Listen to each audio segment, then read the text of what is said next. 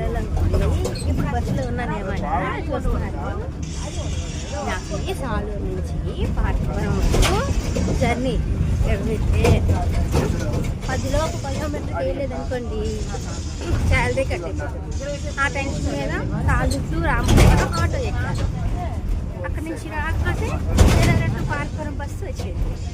Bus వస్తే ఎక్కాను. ఇదిగోండి పారాదీప్ బ్రిడ్జ్ వరకు వచ్చింది. ఇది పారాదీప్ బ్రిడ్జ్ కడుతున్నారు చూసారా. పారాదీప్ బ్రిడ్జ్ ఎప్పటి నుంచో కడుతున్నారు ఫ్రెండ్స్. ఇప్పుడు చూడండి ఆ బ్రిడ్జి నాకు తెలిసి ఒక 5 సంవత్సరాల నుంచి బ్రిడ్జ్ కడుతూనే ఉన్నారు. చూడండి ఇది పారాదీప్ బ్రిడ్జ్ చూసారా.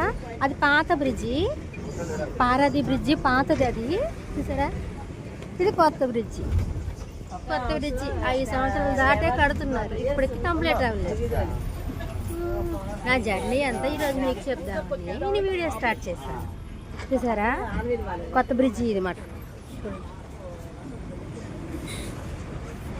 చూడండి ఆ చివరిన ఉంది అది. అది పాత బ్రిడ్జి. చూడండి ఆ చివరిన ఉంది. ఇది పారది అంటారు ఫ్రెండ్స్. సాలూరు నుంచి పారది వరకు వచ్చున్నాను. టైంకి అందుతానో లేదో తెలియదు. నాకు చాలా టెన్షన్గా ఉంది.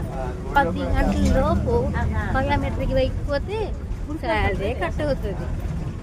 నాకు వచ్చిన శాలరీ తక్కువ కానీ టెన్షన్ ఎక్కువ.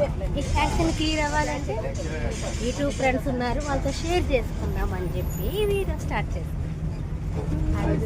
ప్రజెంట్ అయితే నా జర్నీ ఎంతవరకు పారది వరకు టైంకి అందుతానా లేదో తెలియదు. నెక్స్ట్ స్టాప్ వచ్చేసి గొర్రెల సీతారాంపురం. ఇదిగోండి పారది తర్వాత గొర్రెల Sitarampuram friends.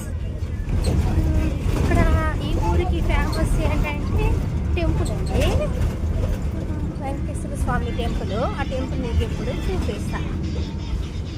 Wait and see. వస్తుంది కానీ దూరం నుంచే చూపించగలను.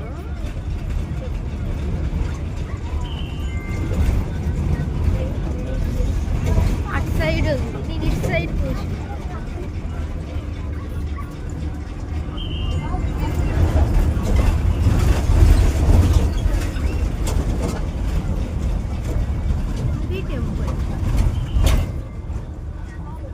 టెంపుల్ చాలా బాగుంది తెలుసా మీకు. అది టెంపుల్. Next stop Bobbili. తర్వాత వీడియో చూసుకుందాం. బాయ్.